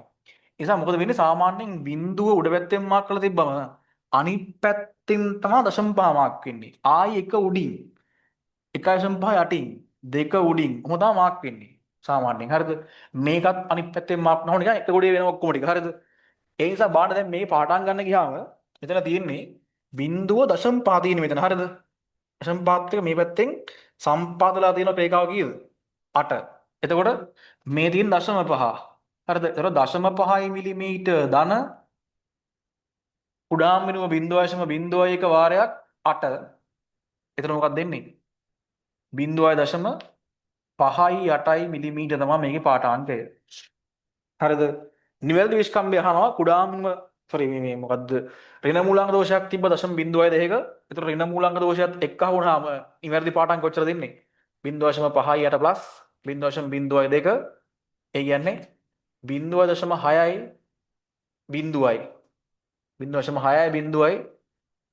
මිලිමීටර තමයි නිවැරදි පාඨාංකය වෙන්නේ. ඊට පස්සේ මේක භාවිතා කරලා මේ විස්කම් භාවිතා කරලා කම්බිය හරස්කඩ වර්ගඵලය හොයන්නලු. කම්බියක හරස්කඩ වර්ගඵලය කියලා කියන ළමයි වෘත්තාකාර හරස්කඩ නම් තියෙන්නේ 5r වර්ගය. 5 කියන්නේ 3 කියලා ගන්න කියලා කියනවා. ඒතර 3 වාරයක් විස්කම්බේ 0.6යි නම් අරය 0.3 මිලිමීටර ඕකේ වර්ගය ඉන්නේ. එතකොට 3 වාරයක් 0.09 ඒ කියන්නේ 0.277 මිලිමීටර වර්ගය කියලා ලියන්න පුළුවන් ඔයාට ඕක. හරස්කඩ වර්ගඵලය. ඊගා මොකක්ද දාන්නේ? කම්බි ද්‍රව්‍යයේ ඝනත්වය හොයන්න නම් අවශ්‍ය අනෙක් මිනුම් මොකක්ද දානවා? තමයි ඔයාලට කම්බියේ පරිමාව ඕනේ. හරිද? කම්බියේ පරිමාව ඕනේ. කම්බියේ පරිමාව ඕනේ. ඒ කියන්නේ කම්බියේ දිග මැන ගන්න ඕනේ ඔයාට. කම්බිය දිග මනින්න ඕනේ. මේක කිව්වා ළමයි කම්බිය දිග ආසන්න වශයෙන් සෙන්ටිමීටර් 15ක් කියලා ගානේ මුලම වගේ නේද? ස්කන්ධය මිලිග්‍රෑම් 200ක් විතර කියලා තියෙනවා. මිලිග්‍රෑම් 200ක් විතර. ඒ කියන්නේ ග්‍රෑම් නම් 0.2ක් විතර. ග්‍රෑම් 0.2ක් විතර ස්කන්ධයක් තියෙන්නේ. දිග නිකන් ආසන්න වශයෙන් 15ක් සෙන්ටිමීටර විතර. සෙන්ටිමීටර 10ට වෙන නිසා මීටර වල අවුලක් නෑ නේද? එහෙනම් මේකට වඩා ලියන්න පුළුවන් දැන් ගන්න ඕනේ පාඨාංග මොනවද තව? දිග මැන ගන්න ඕනේ කම්බියේ. ඊට පස්සේ කම්බියේ ස්කන්ධය ඕනේ කරනවා. දිග මැන්න හැකි මීටර වල පාවිච්චි කරලා කම්බිය දිග මැන්න හැකි මීටර වල පාවිච්චි කරලා ඊට පස්සේ ස්කන්ධය මොනින් වලට පාවිච්චි කරලා දැයි ළමයි ඉතින් අර තෙදර තුලාවක් එහෙම නැත්නම් කොකටත් අයිලේ ඉලෙක්ට්‍රොනික තුලාවක් වගේ උත්තරයක් ලියන්න පුළුවන්. හරිද? ඉලෙක්ට්‍රොනික තුලාවක් වගේ උත්තරයක් ලියන්න පුළුවන්. ඊගාව කර්මාන්ත යෙදුම් වලදී භාවිතා කරන ඉලෙක්ට්‍රොනික මයික්‍රොමීටර් ස්ක්‍රූ ප්‍රමාණයක් දැන් තියෙනවා ළමයි. හරිද? ඉලෙක්ට්‍රොනික මයික්‍රොමීටර් ස්ක්‍රූ ප්‍රමාණ තියෙනවා. ඉලෙක්ට්‍රොනික වර්නියර් කැලිපර් තියෙනවා. හරිද? ඉලෙක්ට්‍රොනික මයික්‍රොමීටර් ස්ක්‍රූ ප්‍රමාණයක් විතර තියෙනවා. ඒකේ පාඨාංකය ඇවිල්ලා තියෙන ළමයි 6.467 මිලිමීටර කියලා. දශම ස්ථාන 3ක් එහාට තියෙනවා. එහෙනම් මේ තුන්වෙනි දශම ස්ථානයක් දක්වා නිර්වත්තාවයක් තියෙනවා කියලා කියන්නේ මේ උපකරණයේ ගොඩාක් වෙනම කොච්චරක් වෙන්න ඕනේද? දශම ස්ථාන 3ක් එහාට යන්න පුළුවන්. 0.001 මිලිමීටර ගොඩාක් වෙනමක් තියෙන්න ඕනේ. ලේසි ඈ? පැහැදිලිද? ඊගා බලන්න මොකද්ද කියන්නේ කියලා. ඊගා ප්‍රශ්නේ. ගෝර්ණ මූලධර්මයේ භාවිතා කරමින් පිත්තල ගෝලයක ස්කන්ධය හොයන්න නම් ඔබට අවශ්‍ය අයිටම දීලා තියෙනවලු මෙන්න මෙහෙම ගෝර්ණය ආශ්‍රයෙන් හොයන්න තියෙන්නේ ග්‍රෑම් 100ක ස්කන්ධයක් තියෙන පඩියක් මීටර කෝදුවක් සිහින් නූල් කැබලි පිහිදාරයක් සහ ලී කැබැල්ලක් දීලා තියෙනවා. හරිද? ඔබට කියන්න මෙහෙම එකක්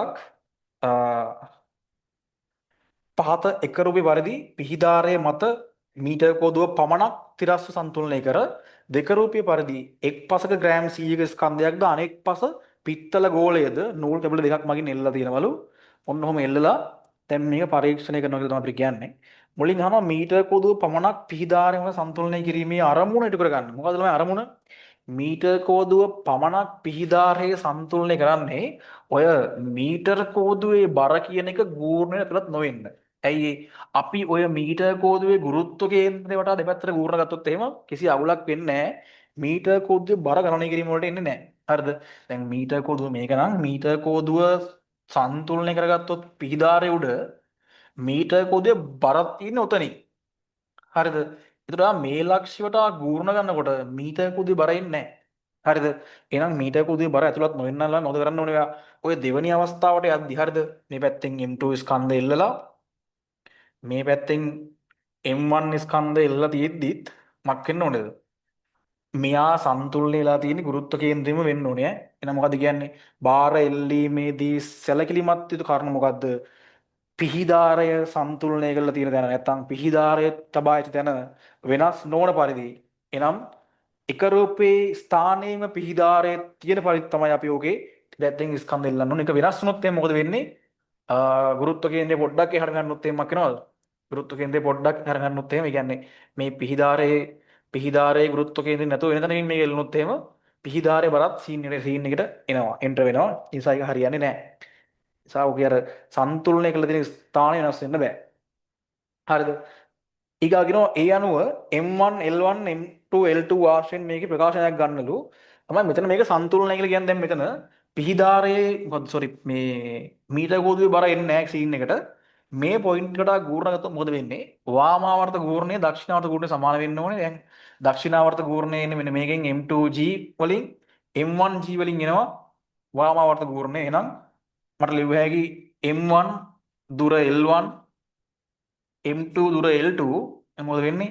M1 L1 ඍණ M2 L2 සමාන වෙන බිඳුවට ගූර්ණ වල විජයක බිඳුවට සමාන වෙන්න ඕනේ සන්තුලනය නම්. එහෙනම් M1 L1 එන මෙන්න මේ වාමාවර්ත ගූර්ණය දක්ෂිණාවර්ත ගූර්ණය වෙන M2 sorry M1G M2G වාරයක් L2 ට සමාන වෙනවා. ඒතකොට G ට G කැපිලා ගියාම M1 L1 සමානයි M2 L2 කියලා එනවා සම්බන්ධය. හරිද? ඊගාවට L1 L2 වගයන් පහක් පමණ ගෙන ප්‍රස්ථාරයක් ඇඳ එමගින් M2 සඳහා එහි සැබෑ ආගය ආසන්නව නිර්මාණය කරන්න බලාපොරොත්තු වෙනවලු. M2 වගේ බලන්න බලාපොරොත්තු වෙනවලු. එහෙනම් ඔයාලට අහනවා M1 තෝරාගනිද්දී M2 වල අගය හොයන්න ගියාම M1 තෝරාගනිද්දී ඔයා සැලකිලිමත් යුතු කරුණ මොකක්ද කියලා අහනවා. සාමාන්‍ය ළමයි දැන් මෙහෙම සිද්ධියක් තියෙනවා. හරිද? මේක දැන් බර වැඩි නම් ඒ පැත්තට තියෙන දුර අඩුයිනේ. බර අඩුවකින් තමයි වැඩි ගුරුත්වයක් ඇති වෙන්නේ. මොකද හේතුව දැන් සන්තුලනය වෙද්දී වාමාවර්ත ගූර්ණය දක්ෂිණාවර්ත ගූර්ණය බැලන්ස් වෙන්න ඕනේ. ඒතකොට දැන් මේ පැත්තේ ස්කන්ධය වැඩි නම් මොකද වෙන්නේ? ඒ පැත්තේ ඇති වෙන ගූර්ණය වැඩි වෙන බලනවා. ඒ නිසා මෙයාට සමාන ගූර්ණයක් පවත්වා ගන්න දුර අඩු වෙනවා. හරිද? එහෙනම් වැඩි ස්කන්ධ එල්ලන මේ පැත්තේ දුර වැඩි. දුර අඩුයි. අඩු ස්කන්ධ මෙතන දුර වැඩි වෙනවා. හරිද? ඒතකොට ඔක කොහොම වුණොත් එහෙනම් මොකද වෙන්නේ? අර එක පැත්තට දුර වැඩි අනිත් පැත්තට දුර අඩු නම් මොකද වෙන්නේ? මේකේ අපිට පාඨාංග කීපයක් ගන්න බැරි වෙනවා. පාඨාංග පහක් විතර ගන්න ගියාම අර දුර වැඩි පැත්තෙන් ඈත් කළා මේ ස්කන්ධය ඈත් කළා මොකක් කරනවද අපිට? අඩු වලින් එහාට යනවා ස්කන්ධය. අර කියන්නේ විහිදුණු පාඨාංග ගොඩාක් ගන්න බැරි වෙනවා. එහෙනම් විහිදුණු පාඨාංග සෙට් එකක් ගන්න ඕන නම් මොකක් කරන්න ඕනද අපි? ආසන්න වශයෙන් මේ අර මේ බරට සමාන වගේ හරිද? يعني මේකත් එක්ක කිට්ටු කියන හරිද? එහෙනම් අති මොක ඇල්ලුවම වටන නිමාණය කර දෙන්නේ කොච්චරක් බරයිද කියලා. අන්න ඒකත් එක්ක නිකන් ආසන්න වශයෙන් සමාන වගේ බාරයක් අනිත් පැත්තෙන් එල්ලන්න ඕනේ. එතකොට මොකද වෙන්නේ? මේ දුර්වල දෙක ගන්න බැලන්ස් වෙලා වගේ එන්නේ. කියන්නේ බැලන්ස් කියන්නේ සමාන නෑ. නිකන් අර ආසන්න වශයෙන් කිට්ටු සංඛ්‍යා එන්නේ. එතකොට ඔයාලට පුළුවන් තව පාඨාංග ගොඩකට යන්න. මොකද එකක් වැඩි කරද්දී අනිත් එක ගොඩාක් වැඩි වෙන්නේ නෑ. එකෙක් වැඩි වෙද්දී අනිත් එක ගොඩක් වැඩිනොත් එහෙම පාඨාංග සෙට් එකක් ගන්න බැරි වෙනවා මේකේ. මොකද මීටර වල දිග මීටරයයිනේ. ඒතර මීටරය ඇතුලේ තියෙන ඔක්කොම දේවල් ටික. එකක් වැඩියෙන් වැඩිනොත් එහෙම වෙන්නේ පාඨාංග ගොඩක් ගන්න බැරි වෙනවා. මම කියන දේ සෙද්දි තේරෙනව නේද? ගොඩක් ගන්න බැරි වෙනවා. ඒ නිසා මොකද වෙන්නේ? ඔයාලට කරන්න ඕනේ M1 එක තෝරගනිද්දී ආසන්න වශයෙන් M2 වල ස්කන්ධයට සමාන එක්කෙනෙක් තෝරගන්න සිද්ධ වෙනවා. හරිද? ඊගාවට L1 පරායත්ත විචල්‍යද L2 ස්වායත්ත විචල්‍ය විදිහට මේක හදන්න කියලා කියනවා. ඒතකොට ළමයි පරායත්ත ස්වායත්ත කියලා කියන්නේ දැන් මෙහෙමනේ ආවේ. හරිද? L1 පරායත්ත විචල්‍යලු. හරිද? පරායත්ත කියලා කියන්නේ y කියන එක. හරිද? එයා තමයි වෙනස් වෙන්නේ x මත. වෙනස් කරන ස්වායත්ත විචල්්‍ය වෙන්නේ x. හරිද? ස්වායත්ත විචල්්‍ය වෙන්නේ x. ඒක තමයි L2. එහෙනම් මේක හදාගත්ත හැකි L1 මුක්ත කරනවා M1 කින් එහා පැත්ත බෙදෙනවා. ඒක නේද? M2 බෙදීම M1 වාරයක් L2. ඔන්න මේ තමයි y සමාන mx හැඩය. y සමාන mx හැඩය. ඔන්න දිලා y සමාන mx හැඩය. හරිද? අනුක්‍රමණයේ ප්‍රස්ථාරය මේක. එහෙනම් මේක ප්‍රස්ථාරයක් ගැවුවොත් එහෙම y සමානයි mx හැඩේ ප්‍රස්ථාරයක් L1 y අක්ෂයට L2 x අක්ෂයට ගත්තට පස්සේ y සමානයි mx හැඩේ ප්‍රස්ථාරයක් එන්න ඕනේ. ඉතින් ඕකේ වාට ප්‍රස්ථාරයේ පොයින්ට් දෙකක් සිලෙක්ට් කරලා ප්‍රස්ථාරයේ අනුක්‍රමණයේ ආශ්‍රයෙන් මෙන්න මේ m2 බෙදීම m1 එක හොයාගන්න පුළුවන්. එන්නේ එහා පැත්තේ තියෙන ප්‍රස්ථාරයක් අනිත් ප්‍රස්ථාරයක් තියෙනවා එහා පැත්තේ. ඔයාලට කියනවා ඛණ්ඩාංක දෙකක් ගන්නලු මේකේ හොයන්න. ඉතින් ඔයම කණ්ඩායම දෙකක් ළමයි සාමාන්‍යයෙන් ගන්න පුළුවන් කණ්ඩායම මොනවද තියෙන්නේ? මම එකක් ගන්නම්. ලේසි කණ්ඩායම් ගමුත් බලන්න.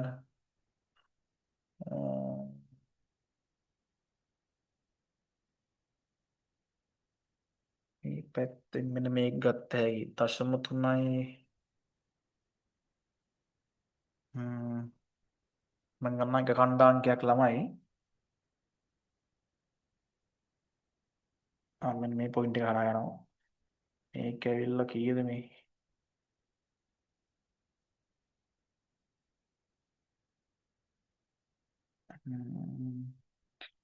x අක්ෂෙන් 0.35යි y අක්ෂෙන් 0.32යි. 0.32යි y කණ්ඩාංකය මීටර්. හරිද? y කණ්ඩාංකය 0.32යි. දෙකෙන් දෙකක් නේ කියලා තියෙන්නේ දෙපැත්තේ 3.2යි 3.4යි 3.6යි 3.8යි 0.4යි. හරිද? මේක නම් ගිහින් ඉන්නේ කෙලින්ම එකින් එකට. ඒකට 0.3.5 තියෙන්නේ. හරිද? 0.3.5. 0.3.5 එක කණ්ඩාංකයක්. තව කණ්ඩාංකයක් ගන්නම් ටිකක් මෙහායින් ගන්නවද එහායින් ගන්නවද? එහායින් යමුවට තව එහා කණ්ඩාංකයක් තියෙන්නේ. 0.5 0.48ද මේක? ඕනේ 0.5 0.48 ඔය මොකක් හරි කණ්ඩායම දෙකක් ගන්න ඉතින් කණ්ඩායම දෙක තෝරගන්නකොට ලක් තෝරගන්න ලකුණු හම්බ වෙනවා ඒකාශ්‍රයෙන් ප්‍රස්ථාරය අනුක්‍රමණය හොයන්නලු ඉතින් අනුක්‍රමණය කියලා කියන්නේ y කණ්ඩායක වෙනස කියන්නේ 0.48 ඍණ 0.32 බෙදීම x කණ්ඩාංක වෙනස 0.5 ඍණ 0.35 මෙතනින් එනවා උඩින් 0.32 ඉඳන් කීයද ළමයි 6.16යිනේ මෙතනින් එනවා 0.15ක් ඒක බෙදුවම 16 බෙදීම 15යි ආසන්න වශයෙන් ඔය තමයි අනුක්‍රමණය එන්නේ ඔක සුළු කරලා උත්තරේ දාගන්න ඕනේ එමගින් පිත්තල ගෝලයේ ස්කන්ධය අහනවා ළමයි ප්‍රස්ථාරයේ අනුක්‍රමණය සමානයි මොකටද බලන්නකෝ m2 බෙදීම m1 ට නේද ඒතර ප්‍රස්ථාරයේ මේ අනුක්‍රමණය කියන්නේ m2 බෙදීම m1 එහෙනම් අපිට අනුක්‍රමණය ආව 16 බෙදීම 15ක් සමානයි මේකේ m2 බෙදීම m1 m2 දන්නේ m1 ග්‍රෑම් 100යි මොකද ඒතර ග්‍රෑම් 100 කියන්නේ 1600 බෙදීම 15යි කියලා උත්තරය එනවා M2ට බෙදලා උත්තරය දාගන්න ඕගොල්ලෝ. හරිද? බෙදලා උත්තරය දාගන්න ඕගොල්ලෝ. ඊගාව කොටස කියන්නේ අන්තිම කොටස ඕක අර පිහිදාරය ගාන්ට මේ පිහිදාරයේ ගාන්ට ගුරුත්ව කේන්ද්‍රයෙන් තියන්නේ නැතුව චුට්ටක් එහාට වෙච්ච අවස්ථාවක් තියෙන්නේ. අන්න ඒ අවස්ථාවේ නම් පාඨාංකය හරි මේ මොකද්ද ස්කන්ධය කොච්චර දානවා බලන්න. කෝදුවට m නෝට් ස්කන්ධයක් ඇතැයි හිතන්න කියලා කියනවා. කෝදුවට m නෝට් ස්කන්ධයක් ඇතැයි හිතන්න කියලා කියනවා. 2 ග්‍රෑම් 100 ග්‍රෑම් ස්කන්ධය 2 සෙන්ටිමීටර් ස්ථානයෙන් එල්වා. හරිද 2 සෙන්ටිමීටර් ස්ථානයෙන් තමයි එල්ලලා තියෙන්නේ 100 ග්‍රෑම් ස්කන්ධය. ඒකට 100 ග්‍රෑම් එක මෙහිම එල්ලලා තියෙනවා මෙතනින්. ඒ කියන්නේ 100 ග්‍රෑම් කියලා කියන්නේ ළමයි 100යි 10 හරිද කිලෝග්‍රෑම් g. කිලෝග්‍රෑම් වාරයක් mg හොඳේ මේ තියෙන්නේ. මේ m එක mg. ඊට පස්සේ පිහිදාරය 50 සෙන්ටිමීටර වල තබා කෝදුට m නෝට් ස්කන්ධයක් තියෙනවා ග්‍රෑම් g ස්කන්ධයක් 2 සෙන්ටිමීටර ස්ථානයෙන් එල්ලලා තියෙන්නේ. ඊට පස්සේ පිහිදාරය 50 සෙන්ටිමීටර වල තබා පිහිදාර තියෙන 50 සෙන්ටිමීටර වල පිහිදාර තියෙන 50 සෙන්ටිමීටර මේක 2 සෙන්ටිමීටර තබා ගෙන 90 කිලෝග්‍රෑම් 90 ග්‍රෑම් ස්කන්ධයක් 100 සෙන්ටිමීටර ස්ථානයේ ඉල්ලලා තියෙනවා 100 සෙන්ටිමීටර ස්ථානයෙන් තියෙනවා 90 ග්‍රෑම්. ඒ කියන්නේ බර ගත්තොත් 90යි 10 3යි G. සන්තුලනය වේ. කෝදුවේ ගුරුත්ව කේන්ද්‍රයට පිහිදාරයේ සිට ඇති දුර 1 සෙන්ටිමීටර් නම් මේ පිහිදාරේ ගාව ඉඳන් කෝදුවේ ගුරුත්ව කේන්ද්‍රයට දුර කීයද කියනවද? 1 සෙන්ටිමීටරලු. ළමයි මේ පැත්තේ ගූර්ණය මේ 90 වරක් මෙතන නම් 50ක් නේද? ඒතර මේ 90 වරක් 50යි. මේ පැත්තෙන් 100 වරක් 48යි. මේ දුර 48යිනේ. නේද? දැන් කොයිකද වැඩි? 48යි 4800 අර පැත්තෙන් එනවා 50 වාරයක් කියන්නේ මෙහි වැඩි නේද? කියන්නේ මේ පැත්තෙන් තමයි තියෙන්නේ. අපි හිතමු ඒතර මේකේ ස්කන්ධය ඔන්නම තියෙනවා. කෝදුවේ බර කෝදුවේ ස්කන්ධ m නෝට් නම් m නෝට් g ඔහම තියෙනවා. ගුරුත්ව කේන්ද්‍රයට තියෙන දුර මේ පිහිදාරය ගාන නම් සෙන්ටිමීටර 1යි. දැන් ගමු පූර්ණ. මොකද වෙන්නේ? 90යි ග්‍රෑම් 90යි 10 3යි g වාරයක් දුර කොච්චරද? 50යි. මේක ඒක කැපෙන නිසා අපිට සෙන්ටිමීටර පිළිම තිබ්බට අවුලක් වෙන්නේ නැහැ හොඳේ. m නෝට් g වාරයක් 1යි සමානයි. ඔය තමයි දක්ෂිණාවර්ත කූර්ණ. වාමාවර්ත කූර්ණය කොච්චරද? 100යි 10 3 වාරයක් දුර කීයද? 2 සෙන්ටිමීටර ගාව ඉල්ලලා තියෙන්නේ. මෙතන 50 එනම් 50 ගාව ඉඳන් 2 සෙන්ටිමීටර ගාවට දුර කොච්චරද මේක? 48යි නේද? 48යි සෙන්ටිමීටර. දැන් බැලුවොත් මොකද වෙන්නේ? g g කැපිලා යනවා. ඊට පස්සේ m නෝට් දාන්න මෙතනින් එනවා කීයද?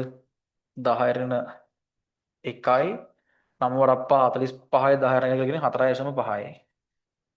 එහා පැත්තෙන් එනවා 100යි 10 1යි 4.8යි. ඒතර මොකද වෙන්නේ? m නෝට් එනවා 4.8න් 4.5ක් ගියාම 0.3යි කිලෝග්‍රෑම්. ඒ කියන්නේ m නෝට් කියන්නේ ග්‍රෑම් නම් 300යි. ඔයාව ග්‍රෑම් වලින් හදුවොත් උත්තරේ 300ක් කියලා එනවා. හරිද? මම හිතනවා තේරුණා කියලා වැඩේ. එහෙනම් ඔන්න අපි ස්ට්‍රක්චර් දෙකයි එසේ දෙකයි සාකච්ඡා කරා. ඉන් ඩිස්කෂන් එකත් එක්ක හම්බෙමු. හරි.